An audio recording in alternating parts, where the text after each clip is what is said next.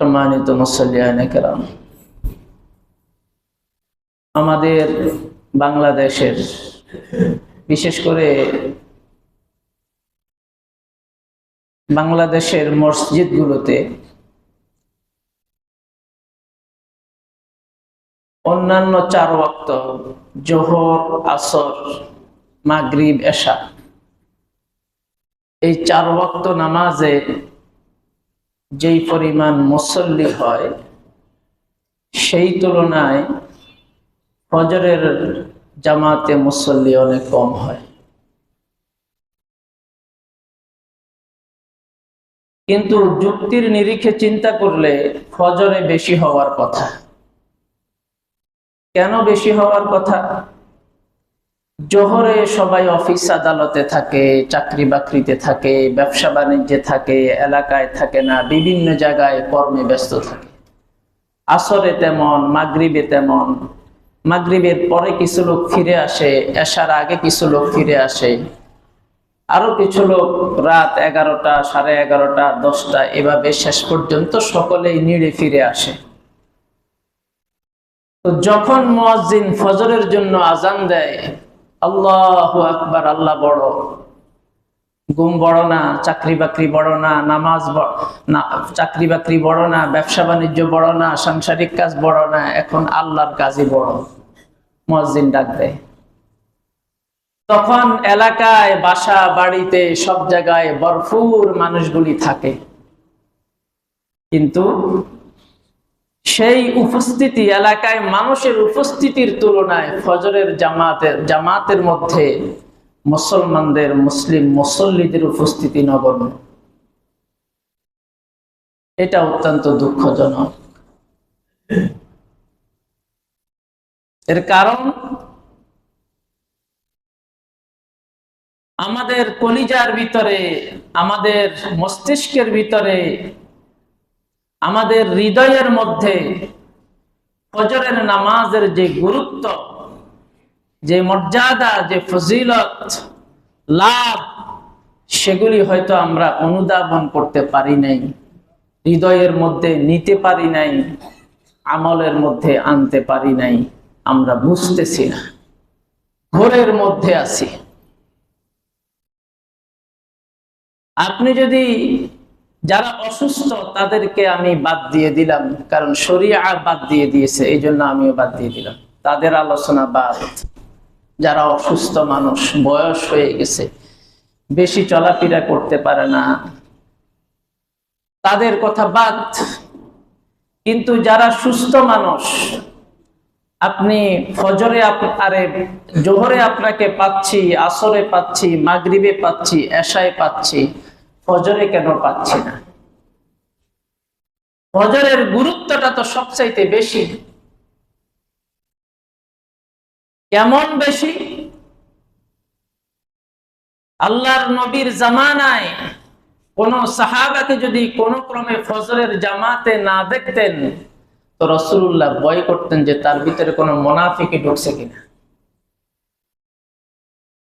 রাসূলুল্লাহর পরে যারা খেলাফতের দায়িত্ব গ্রহণ করেছেন, ওনারাও যখন, ওনাদের অধীনস্থ যারা,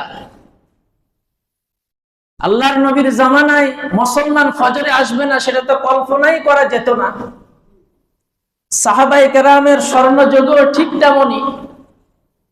যখন কাউকে দেখতেন না ওনারা তো সার্বিক তদারকি করতেন, রাতের বেলা ঘুমাতেন না, তো ওনারা ওর ব্যাপারে ভয় করতেন, আরে না জানি ওর ভিতরে নাফাকি ঢুকছে কিনা, এই ভয় করতেন।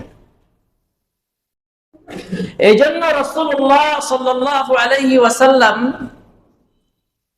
বুখারী শরীফের 615 নম্বর হাদিস, মুসলিম শরীফের 437 নম্বর হাদিসে বলেন, قال رسول الله صلى الله عليه وسلم ليس صلاة أثقل على المنافقين من صلاة الفجر والعشاء। হযরত আবু হুরায়রা রাদিয়াল্লাহু তাআলা আনহু বলেন, রাসূলুল্লাহ সাল্লাল্লাহু আলাইহি ওয়াসাল্লাম বলেছেন যে ফজরের নামাজ আর এশার নামাজ, এই দুই নামাজটা মুনাফিকদের জন্য অত্যন্ত কঠিন ছিল। মুনাফিকরা মুসলমানদের সাথে ভাও দেওয়ার জন্য বিভিন্ন তথ্য তালাশ, খোঁজ খবর নিয়ে গোয়েন্দাগিরি করার জন্য, ইসলাম আর মুসলমানদের ক্ষতি করার জন্য জোহরে আসতো, আসরে আসতো, মাগরিবে আসতো, কিন্তু এশা আর ফজরে আসতে পারতো না। তো রাসূলুল্লাহ সাল্লাল্লাহু আলাইহি ওয়াসাল্লাম বলেন, ফজরের নামাজটা মুনাফিকদের জন্য অনেক বেশি ভারী, তারা ওই নামাজে আসতে পারে না। এশারের নামাজ ভারী, এই নামাজে তারা আসতে পারে না। তারপরে উম্মতকে লক্ষ্য করে বলেন, লাউ ইয়ালামুনা মা ফীহিমা লাআতাউহুমা ওয়ালাউ হাবওয়ান। তারা যদি জানতো ফজর আর এশার নামাজের মধ্যে তাদের জন্য কি কল্যাণ রয়েছে, দুনিয়া আখিরাতের কেমন লাভ রয়েছে, এটা যদি তারা জানতো, তাহলে তারা হামাগুড়ি দিয়ে হলেও মসজিদের মধ্যে ফজর আর এশার নামাজ পড়ার জন্য চলে আসতো। তো রাসূলুল্লাহর যুগে কেউ ফজরে না আসলে, এশায় না আসলে মুনাফিকির ভয় করতেন, খোঁজ খবর নিতেন, অনুসন্ধান লাগাইতেন তার ভিতরে কোনো নেফাকি ঢুকছে কিনা তাকে সংশোধনের জন্য, এটা ভয় করতেন। আর এখন আমাদের অবস্থা, হলো আমরা জোহরে আছি, আসরে আছি, মাগরিবে আছি, এশায় আছি, ফজরে নাই। আমরা অনেক শক্তিশালী, আমাদের অনেক ক্ষমতা, কিন্তু ফজরের সময় আমাদের গায়ের মধ্যে জড়িয়ে থাকে সামান্য একটা কাঁথা অথবা সামান্য হালকা পাতলা একটা কাপড়। ওই কাপড়টা সরিয়ে আমরা ওই সামান্য একটু ক্ষমতা প্রয়োগ করে ওই কাপড়টা সরিয়ে আমরা মসজিদে আসতে পারি না। অনেক ভারী বোঝা আমরা বহন করতে পারি, অনেক শক্তি আমাদের, অনেক প্রভাব, কিন্তু সেই সময়টাতে শয়তানের সাথে যুদ্ধ করে আমরা পারি না। এখন আমরা যে আসতে পারি না, এই জন্য আমাদের চিন্তা করা দরকার, বাঁচবো কয়দিন, থাকবো কয়দিন, কে কখন আছে, কে কখন নাই। দুনিয়ার জাক্কি জামিলা সংসার অনেক হয়েছে, অনেক করা হয়েছে। এখন আখিরাতের যে সমস্ত কাজ, ওগুলোর দিকে আমাদের বেশি ঝুঁকে পড়া উচিত। আল্লাহ তাআলা রাসূলুল্লাহকে উদ্দেশ্য করে বলেন, ওয়াইলা রাব্বিকা ফারগাব। আল্লাহর নবীর হায়াতের শেষের দিকে আল্লাহ তাআলা আল্লাহর নবীকে উদ্দেশ্য করে বলেছেন, আপনাকে দিয়ে ইসলামের যা কিছু করার সবকিছু মোটামুটি ভাবে ইসলামের পূর্ণাঙ্গতা করা হয়ে গেছে। এখন আপনার কাজ হচ্ছে সারাদিন আপনার রবের মুখোমুখি হয়ে থাকেন। তো আমরা যারা আমাদের দীর্ঘ একটা সময় দুনিয়া আখিরাত সংসার এই সমস্ত জন্য আমরা সংগ্রাম করেছি, সবাইকে একটা ব্যবস্থা করে দেওয়ার জন্য, একটা উত্তম জায়গায় নিয়ে যাওয়ার জন্য আমরা চেষ্টা করেছি। এখন আমাদের ফিকির করা দরকার। এই জন্য মুরব্বীরা যারা সুস্থ আছেন, যারা অসুস্থ তাদের কথা তো বাদ, যারা সুস্থ আছেন আসতে পারেন, তো আপনারা আসার জন্য এখন থেকে এটাকে মন থেকে একবারে সিদ্ধান্ত নিয়ে ফেলেন যে না, ফজরে আমি আসব, চেষ্টা শুরু করে দেন, তো আল্লাহ তাআলা আপনাকে তৌফিক দিবে ইনশাআল্লাহ। রাসূলুল্লাহ সাল্লাল্লাহু আলাইহি ওয়াসাল্লাম বলেন, قال رسول الله صلى الله عليه وسلم من صلى الصبح فهو في ذمة الله।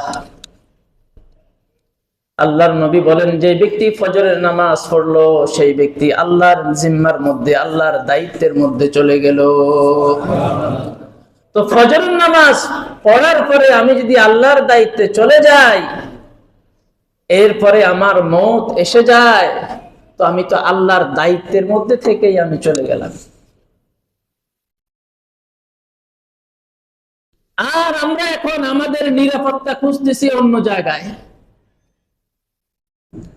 আল্লাহর নিরাপত্তাকে বাদ দিয়ে এই জাতি, এই দেশ, এই রাষ্ট্র অন্য জায়গায় নিরাপত্তা খুঁজতেছে। জাতিসংঘের অফিস বসাও, মানবাধিকার অফিস। কি অফিস? জাতিসংঘ আমাদের দেশে মানবাধিকারের অফিস করবে। কি জন্য?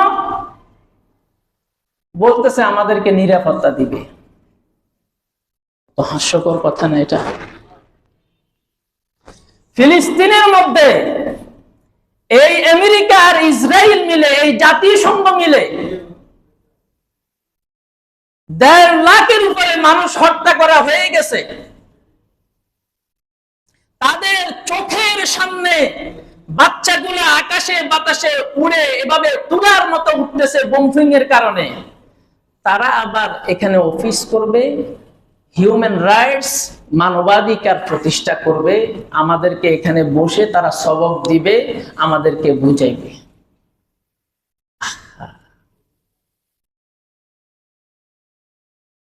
এবং গতকালকে দেখলাম আমাদের এই উপদেষ্টা পরিষদ এটার খসড়া অনুমোদন করেছে। নাউজুবিল্লাহ। এই সরকারের সমালোচনা করা কি দোষ? বলেন, কথা বলেন। ইসলামের বিরুদ্ধে গেলে তখন কথা বলতেই হবে। এই মানবাধিকার প্রতিষ্ঠা উদ্দেশ্য না, উদ্দেশ্য হলো ইসলাম আর মুসলমানকে ওই আমাদের গ্রামের ভাষায় বলে একটা বাটে ফেলানো উদ্দেশ্য, একটা গলির মধ্যে রেখে নাচানো উদ্দেশ্য। ঘটনা একটা মনে পড়ছে বইলা এখানে।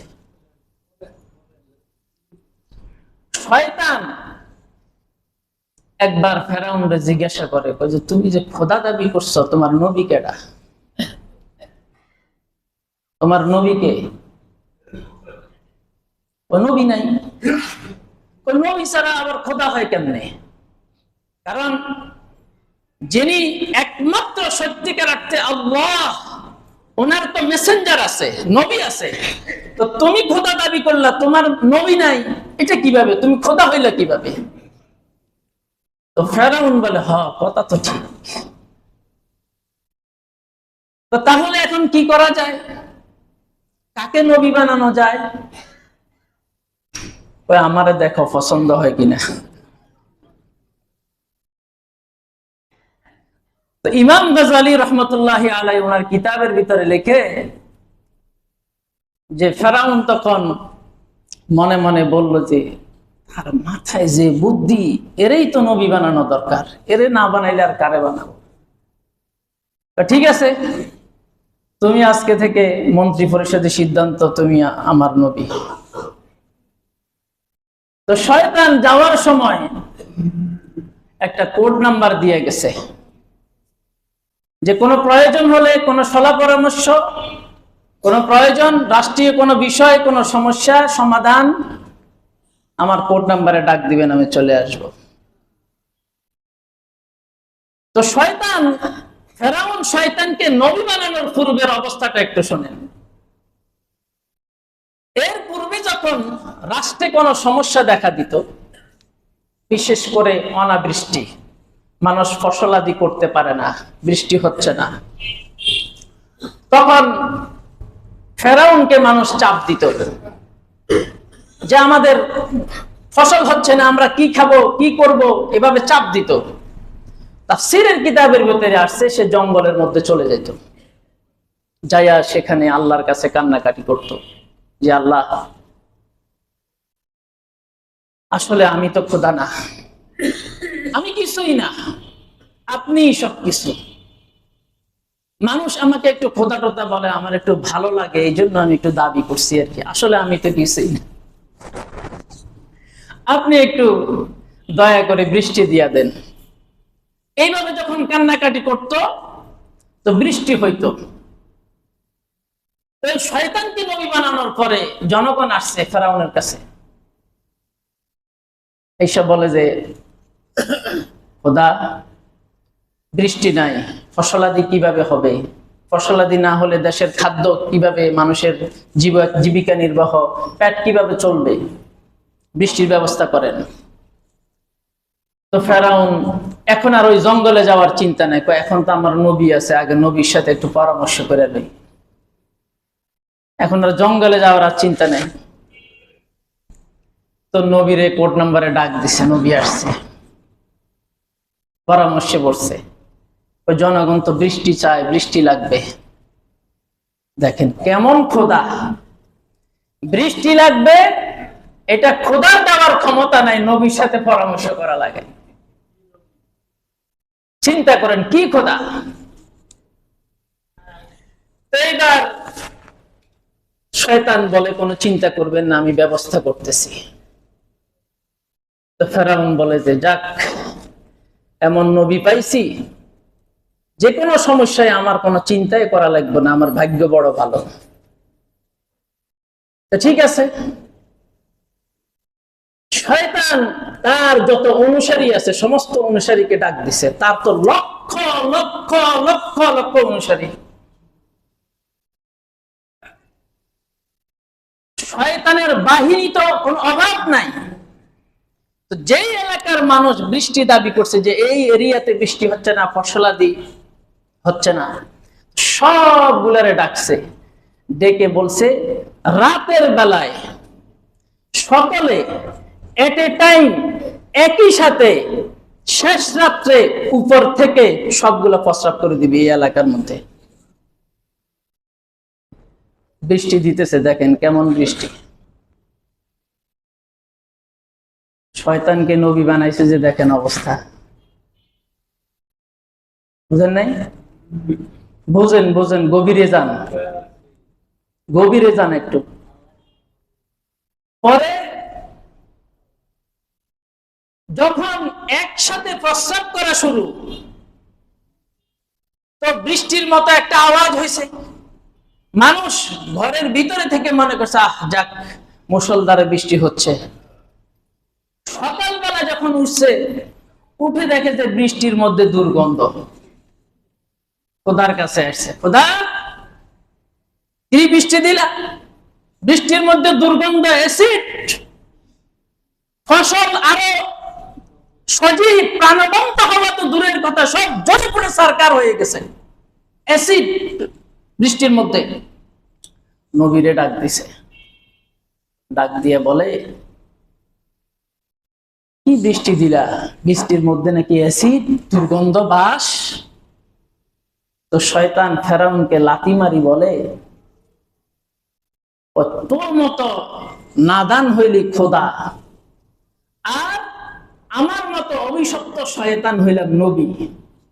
দুজনের পরিকল্পনায়, এই বদতমিজ অভিশপ্ত এই দুইজনের পরিকল্পনায় রহমতের বৃষ্টি করতে আসবে। মুখ যে পাইছস এটাই তো বেশি।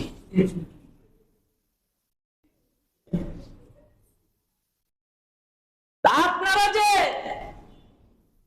অভিভাবক নির্ধারিত করেন, নির্ধারিত করার সময় হুঁশ জ্ঞান ঠিক রাখেন না, ভালো অভিভাবক নির্ধারণ করেন না, তো জাতিসংঘের অফিস হবে না তো কি হবে? মুখ যে পাইছেন এটাই তো বেশি। قال رسول الله صلى الله عليه وسلم,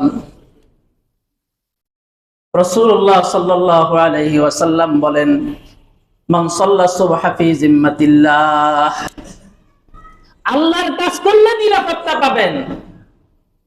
আর যাদের ভিতর আল্লাহর ভয় আছে তাদেরকে শাসক বানালে নিরাপত্তা পাবেন। যারা ঈদের নামাজও ঠিক করে পড়তে জানে না তাদেরকে শাসক বানালে নিরাপত্তা পাবেন না। তো قال رسول الله صلى الله عليه وسلم, রাসূলুল্লাহ সাল্লাল্লাহু আলাইহি ওয়াসাল্লাম বলেন, ইয়াতাআকাবুনা ফীকুম মালাইকাতুন বিল-লাইল ওয়া মালাইকাতুন বিন-নাহার। রাসূলুল্লাহ সাল্লাল্লাহু আলাইহি ওয়াসাল্লাম বলেন, দিন এবং রাত্রির জন্য নিয়োজিত ফেরেশতারা পালাক্রমে আসে। আসার পরে ফজরের নামাজের মধ্যে তারা একত্রিত হয়।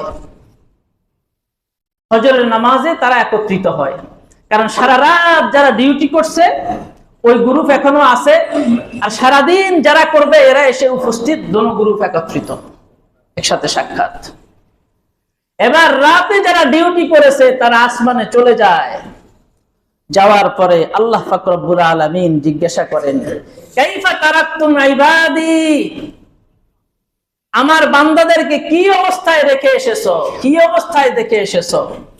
তখন ফেরেশতারা বলে, ফায়াকুলুনা তারাকনাহুম ওয়া হুম ইউসাল্লুন, সারা রাত ডিউটি করেছি, আসার সময় তাদেরকে দেখতেছি তারা ফজরের নামাজ পড়তেছে। আর যখন তাদের কাছে গিয়েছি, ওয়া আতাইনাহুম, যখন তাদের কাছে গিয়েছি, ওয়া হুম ইউসাল্লুন, রাতের ডিউটির জন্য বিকেল বেলায় আসছে, যখন তাদের কাছে এসেছি তখনও দেখেছি তারা নামাজ পড়তেছে। তো যারা ফজরের নামাজের মধ্যে উপস্থিত হবেন, আপনার ভাগ্য কত ভালো, ফেরেশতারা আল্লাহর কাছে গিয়ে আপনার পক্ষে সাক্ষী দিবে যে আপনি নামাজ পড়তেছেন। এই সাক্ষী থেকে আপনি বঞ্চিত হয়ে যাবেন যদি আপনি ফজরের জামাতে না আসেন। ফজরের জামাতে আসার লাভের কথা বলতেছি।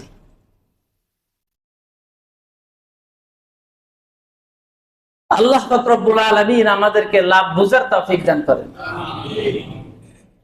আরো কয়েকবার আপনাদেরকে বলেছি যে ইসরায়েলের পত্রিকায় একবার আর্টিকেল ছাপাইছে।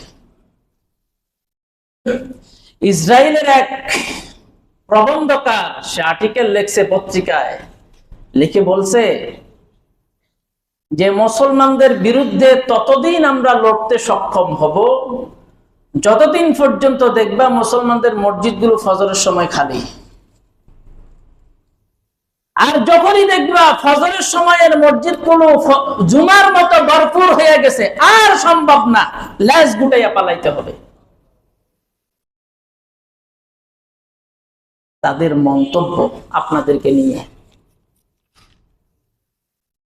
রাসূলুল্লাহ সাল্লাল্লাহু আলাইহি ওয়াসাল্লাম, রাসূলুল্লাহ সাল্লাল্লাহু আলাইহি ওয়াসাল্লাম বলেন, মান সাল্লাল ইশা ফি জামাআতিন, যে ব্যক্তি আশার নামাজ জামাতে শহীদ পড়লো, ফাকান্নামা কামা নিসফাল লাইল, সে যেন অর্ধরাত পর্যন্ত দাঁড়িয়ে দাঁড়িয়ে নফল নামাজ পড়লো।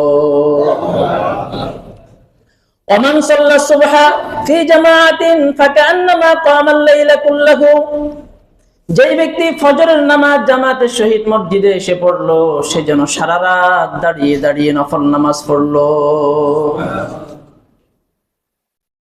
এখন যারা অসুস্থ আছেন তারা তো বাদ, যারা সুস্থ আছেন আপনার মসজিদে আসার সক্ষমতা আছে, কিন্তু আপনি বাসায় নামাজটা পড়লেন। আপনারা তো নামাজ পড়েন, আপনারা কেউ বেনামাজি না, নামাজ পড়েন আপনারা সবাই, এটা আপনাদের ব্যাপারে আমার জানাশোনা আছে, আপনারা নামাজ পড়েন।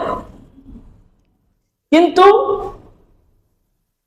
রাসূলুল্লাহর নামাজটা পড়েন না। আচ্ছা, আপনারা আমাকে গবেষণা করে একটা হাদিস দেখাইন তো। আপনারা অনেক শিক্ষিত মানুষ, ইসলামের ব্যাপারে আপনাদের অনেকের অনেক ভালো নলেজ। আচ্ছা, একটা হাদিস আপনারা দেখাইন তো যে রাসূলুল্লাহ জামাত ছাড়া ফরজ নামাজ পড়ছে। একটা হাদিস দেখাইন তো যে রাসূলুল্লাহ জামাত ছাড়া ফজরের নামাজ পড়ছে। একটা হাদিস দেখাইন তো। এবং যখন অসুস্থ ছিলেন সাহাবাদের কাঁধে ভর করে মসজিদে গেছেন, ওই হাদিস আছে। কোন অবস্থাতেই ফরজ নামাজ আল্লাহর নবী একাকী আদায় করেন নাই। যুদ্ধে গেলে ওখানে সাহাবায়ে কেরামকে নিয়ে জামাত করেছেন, সফরে গেলে সফর সঙ্গী যারা ছিল তাদেরকে নিয়ে জামাত করেছেন। জামাত ছাড়া কখনো ফরজ নামাজ তিনি পড়েন নাই। আর সুন্নত নামাজ কখনো মসজিদে পড়েন নাই, এটাও জানালেন। ফজরের ফরজ নামাজের সালাম ফিরানো শেষ, সোজা বের হয়ে ওনার হুজরাখানায় উনি চলে গেছেন, সেখানে উনি সুন্নত পড়ছেন। ফরজ নামাজ মসজিদ ছাড়া পড়েন নাই, আর সুন্নত নামাজ হুজরাখানা বাসা ছাড়া পড়েন নাই।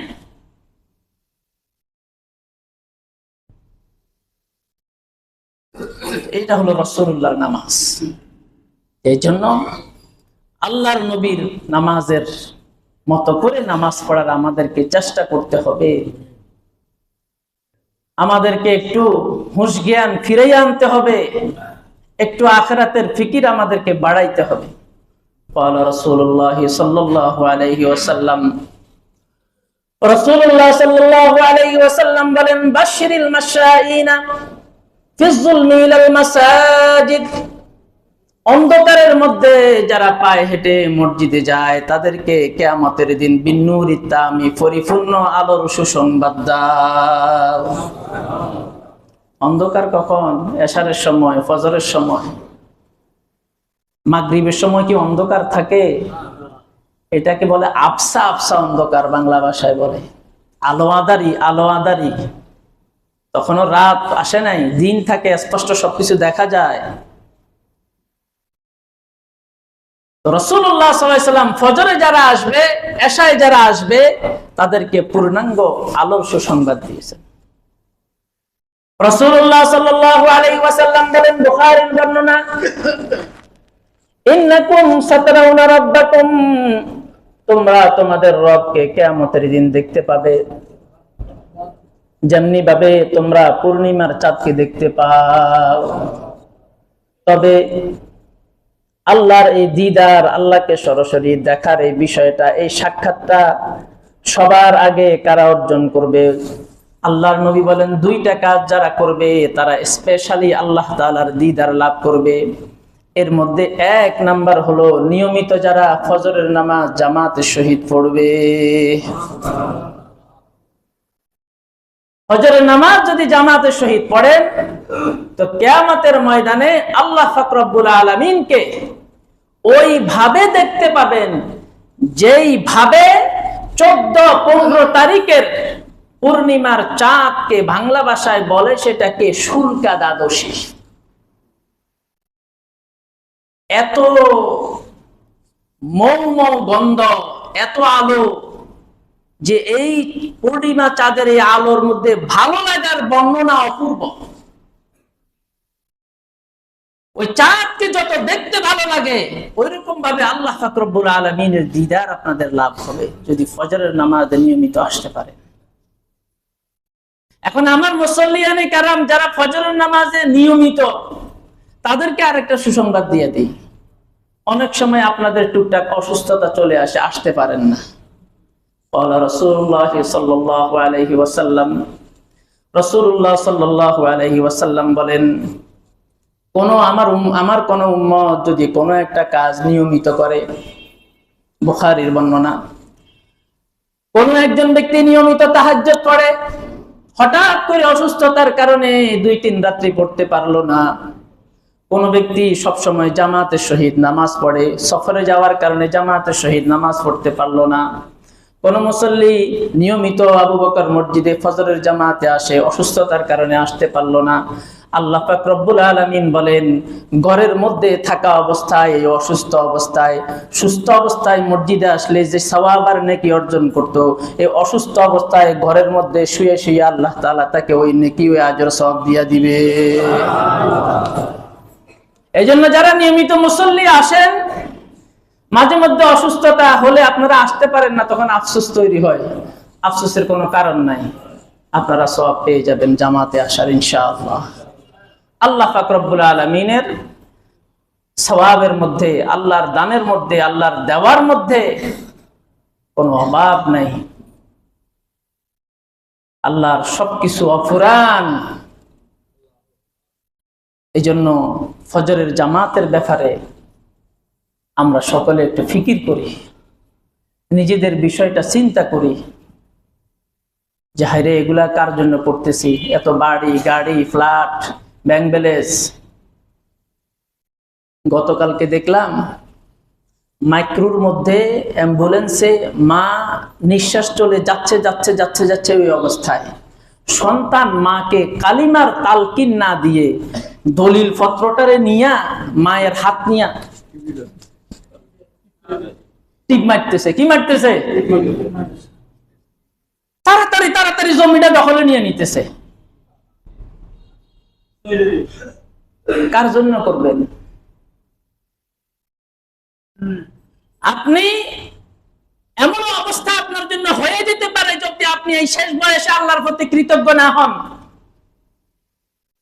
বাংলাদেশের মিডিয়ায় ফলাও করে প্রচার হয়েছে, মারা গিয়েছে ব্যাংকার, অনেক টাকার সম্পদ, সারা রাত বাবার লাশ খাটিয়ার মধ্যে রেখে দিছে, বাবার সেই পালিত কুকুরটা লাশ পাহারা দিছে, সন্তানরা মিটিং এর পর মিটিং করছে শুধু সম্পত্তি বন্টনের জন্য।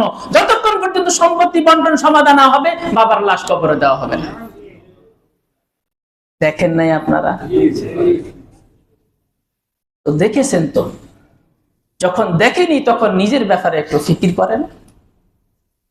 আল্লাহ পাক রব্বুল আলামিন এই মসজিদ আপনারা কত কষ্ট করে বানাইছেন। আপনাদের সকলের রক্তের টাকা, ঘাম জরা টাকা এই মসজিদে আপনারা ঢালতেছেন, ডালছেন। অতীতে যারা কমিটিতে ছিল, অতীতে যারা এই মসজিদের মুসল্লি ছিল, এখন নাই, সবাই অতীতের কমিটি, অতীতের মুসল্লি নিজের ঘাম জরা টাকা এই মসজিদে ডালছে। এখন যারা আসে তারাও ঢালতেছে, ঢালবে। এখন যারা মুসল্লি আছে তারাও দিতেছে, দিবে। দিতেছেন কি জন্য? এই ঘরে এসে নামাজ পড়ার জন্যই তো নামাজ কেন বাসায় পড়েন? এই ঘরে খালি সাজানো চিন্তা করতেছেন, কিভাবে ভালো করা যায়, কিভাবে ব্যবস্থাপনা একটু সুন্দর করা যায়, দোতলাটা কিভাবে একটু এসি করা যায়, ওই দিক দিয়ে কি করা যায়, আরো একটু সুন্দর করতে হবে, এই চিন্তাতে আপনারা আছেন। মসজিদ সুন্দর করলে মসজিদের হক আদায় হবে না, ইবাদত যখন করবেন তোই মসজিদের হক আদায় হবে। এই জন্য আপনাদেরকে এখানে এসে আরো একটা কথা বলে রাখি, কেউ এই মসজিদের উন্নয়ন কাজ করতে গিয়ে অন্য মসজিদের উদাহরণ টানবেন না। আবার এই মসজিদের যারা কমিটি আছে, আগে ছিল এখন আছে, এবং এই মসজিদের যারা ইমাম আছে, মুয়াজ্জিন আছে, খাদেম আছে, তাদের ব্যাপারে অন্য মসজিদের কোন উদাহরণ টানবেন না। আপনারা এটা চিন্তা করবেন যে আমাদের মসজিদ আমরা যত সুন্দর করে পারি আমরা চালাবো, ইমামকে পরামর্শ দিব যে হুজুর আরো একটু সুন্দর করে চালাইলে ভালো হয়। কিন্তু কোন মসজিদের উদাহরণ তাই না, ভেজাল লাগানোর চেষ্টা করেন না, এগুলা করেন না, এগুলা ভালো না, এগুলা থেকে বিরত থাকবেন। এটা আপনাদের আপন, এটা আপনাদের আপন ঠিকানা। এখানে আপনার যারা এখানে স্থায়ী হয়ে গেছেন, বাস্তবতাটা তো এটাই, আপনি দুই চোখ বন্ধ করলে আপনার জানাজাটা এখানেই হবে। এখানে হবে না? আপনার জানাজাটাও এখানে হবে। সুতরাং এটা আপনার খুবই আপন জায়গা, এটাকে আপনি বড় আপন করে ভালোবাসবেন। কিভাবে এটাকে আরো ভালো রাখা যায়, আরো সুন্দর রাখা যায় সেই চিন্তা করবেন। ওই ফেসফুস লাগাই দেওয়ার কোনো চিন্তা করবেন না, অমুক মসজিদের উদাহরণ টানবেন, তমুক মসজিদের উদাহরণ টানবেন, এগুলো করবেন না। এগুলো করলে ফেস লাগে। আল্লাহ তাআলা আমাদের সকলকে সহিহ বুঝ দান করেন। যারা আছে ওনাদেরকে আসবেন, বসবেন, পরামর্শ দিবেন। যে কোনো সবাই এখানে মসজিদের দায়িত্বশীল, হয়তো কাজের জন্য ওনাদেরকে আপনারা দায়িত্ব দিচ্ছেন আর কি, আপনারা সকলেই দায়িত্বশীল। আল্লাহ রাসূল বলেন কুল্লুকুম মাসউলুন আন রাইয়াতিহি, তোমরা সবাই দায়িত্বশীল, সবার দায়িত্ব সম্পর্কে সবাইকে জিজ্ঞাসা করা হবে। আল্লাহর ঘরের আপনারা প্রত্যেকটা মুসল্লি দায়িত্বশীল। আপনারা কেউ বলতে পারেন আরে আমার দায়িত্ব নেই, কমিটির দায়িত্ব না। এই পাড়ায়, এই মহল্লায় আপনারা যারা এই মসজিদে নামাজ পড়েন, আপনারা প্রত্যেকে এই মসজিদের কমিটির সদস্য, প্রত্যেকে এই মসজিদের দায়িত্বশীল। প্রত্যেকের দায়িত্ব এই মসজিদ দেখাশোনা করার, কোনো কিছু লাগবে, কোনো কিছু হচ্ছে না, সেটাকে করে ফেলানোর চেষ্টা করা, সহযোগিতা করা, এটা আপনাদের দায়িত্ব। আল্লাহ আমাদেরকে এই ঘরকে মুহাব্বত করার তৌফিক দান করেন। আল্লাহর ঘরকে মুহাব্বত করা মানে আল্লাহকে মুহাব্বত করা, এটা আমাদের আপন ঠিকানা। শেষ বিদায় আমাদের এই মসজিদ থেকেই হবে, শেষ বিদায়। আল্লাহ আমাদেরকে এটা স্মরণ রাখার তৌফিক দান করেন। আসসালামু আলাইকুম ওয়া রাহমাতুল্লাহ।